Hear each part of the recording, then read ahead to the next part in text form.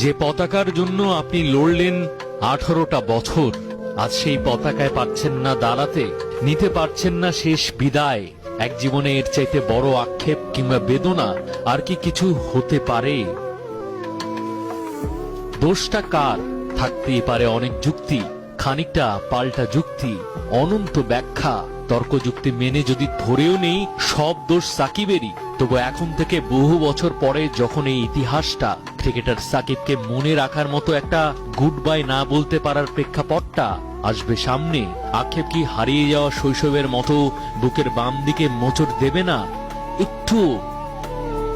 কতজন কৈশোর থেকে যৌবনে গিয়েছিল সাকিবের শুরুতে, আর এই শেষের বেলায় জীবনের মধ্য গগনে জীবনের সব ভালোবাসাই কি যুক্তি নিয়মের লাইনে দাঁড়িয়েছিল?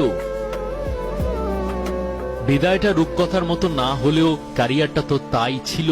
ক্রিকেট রূপকথার রাজপুত্র স্বয়ং বিরাট কোহলি আরেক রাজপুত্রের মূল্যটা তাই হয়তো জানেন। সম্মানের প্রতীক হিসেবে নিজের সই করা একটা ব্যাট যে দিয়েছেন, সেটা সবার আগে খবর দেওয়ার লাগাতার প্রতিযোগিতায় সামাজিক যোগাযোগের সয়লাভ। নিউজের বাইরে চোখটা বন্ধ করে ক্রিকেটার সাকিবকে মনে করলে গ্রাস করে 18 বছরের স্মৃতিগুলো সিনেমার ট্রেলারের মতো। বিরাট কেন, বাংলাদেশ কেন সাকিবকে পিঠ চাপড়ে দিতে পারল না? সাকিব কেন বলার সুযোগ করে দিলেন না ওয়েল ডান, অনন্ত শ্রদ্ধা, আপনাকে অনেক অনেক সম্মান? গুণীর গুণ করতে পারে না, নাকি গুণী ধরে রাখতে